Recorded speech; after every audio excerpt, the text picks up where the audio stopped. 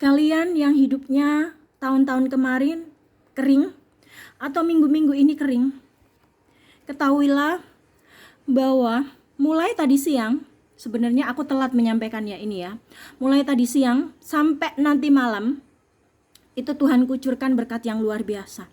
Mungkin kalian mengalami sungai-sungai yang kering seolah-olah itu kayak tidak ada jalan keluar. Tapi ketika Tuhan bekerja, ketika Tuhan membersamai kalian, pintu-pintu itu terbuka dengan sendirinya. Ketika kita melihat bahwa segala sesuatu mustahil, tidak ada jalan keluar, tidak ada kesembuhan. Tapi ketahuilah, ketika manusia melihat semua serba tertutup, disitulah tangan Tuhan, mujizat Tuhan bekerja dengan luar biasa. Orang-orang yang dipakai Tuhan akan banyak dianiaya, akan banyak ditindas. Tapi melalui orang-orang ini, berita-berita dari surga akan disampaikan dengan luar biasa dahsyat.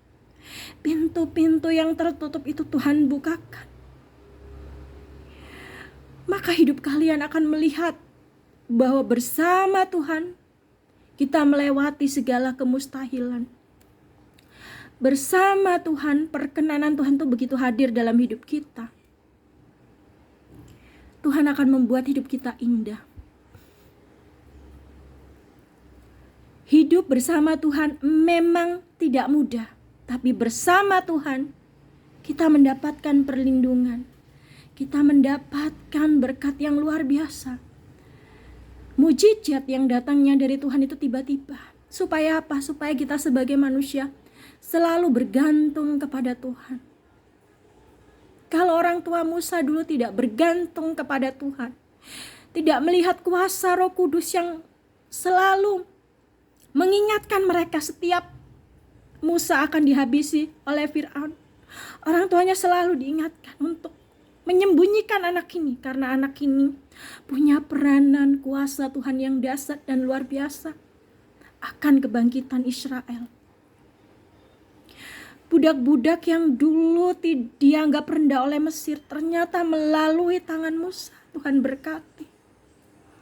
Mereka yang berjalan di padang gurun tidak mengalami kelelahan maupun kelaparan. Itu karena Tuhan membersamai orang-orang yang diberkati. Memang kehidupan orang-orang yang diberkati penuh kecaman, penuh intimidasi, penuh pergolakan. Tapi orang yang dibersamai Tuhan ada kuasa, ada mujizat, dan ada kuasa Roh Kudus yang selalu menaungi sehingga perkataannya bergema di setiap hati dan pikiran kalian. Hidup ini dalam dunia ini semua serba mustahil. Semua serba seolah-olah jalan kita tertutup. Mungkin ada orang yang saat ini diguna-guna orang, disihir orang, atau pekerjaannya, ladang pekerjaannya ditutup orang dengan serta-merta. Kalian akan bertanya, kenapa Tuhan tidak bertindak? Tuhan punya cara untuk kalian melihat kuasa mujizatnya. Segala sesuatu diizinkan terjadi dalam kehidupan kita. Semua ada hikmatnya, semua ada tujuannya. Untuk kita semakin memuliakan Tuhan, untuk kita semakin mengerti bahwa kita adalah umat pilihannya. Umat pilihannya tidak hidup penuh dengan kesenangan atau hidupnya mulus-mulus saja. Selalu ada tekanan, selalu ada konfrontasi. Itulah kenapa ketika Elia dipilih Tuhan sebagai orang yang dipercayai untuk menerima berkat pewahyuan atau apapun itu, termasuk Yesaya, mereka pasti mengalami penganiayaan yang luar biasa. Tapi setiap apa yang mereka perkatakan lidah bibirnya, ada kuasa Roh Kudus yang menjamah mereka sehingga mereka berkata-kata dengan karunia hikmat marifat yang Tuhan turunkan atas kehidupan mereka. Memang dekat dengan Tuhan itu menyenangkan, tapi juga ada sisi tidak menyenangkan. Kita akan semakin dibenci. Hidup kita semakin banyak tekanan, tapi itulah karunia Tuhan. Tuhan tidak membiarkan kita benar-benar terjerat dalam kehidupan dunia yang serba syarat masalah. Tapi hidup yang diberkati Tuhan adalah hidup yang ada dalam naungan tangannya, ada dalam perlindungannya. Mungkin saat ini orang-orang yang dipilih Tuhan akan mendapatkan penganiayaan yang luar biasa. Tapi kuncinya satu, ikutlah kuasa Tuhan. Percayalah pada firman-Nya yang kekal, karena engkau akan dimahkotai di surganya nanti.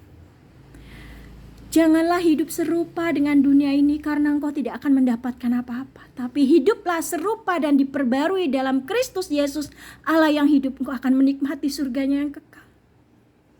Kehidupan ini ada masanya. Ada saatnya kita harus meninggalkan dunia ini. Ketika Tuhan sudah ketuk palu, hidupmu sudah berakhir.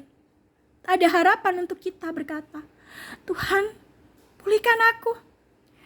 Beri aku waktu untuk aku bisa memberitakan Injil-Mu, untuk aku bisa mengembalakan domba-domba Kristus yang mungkin saat ini mereka telah beralih jalan.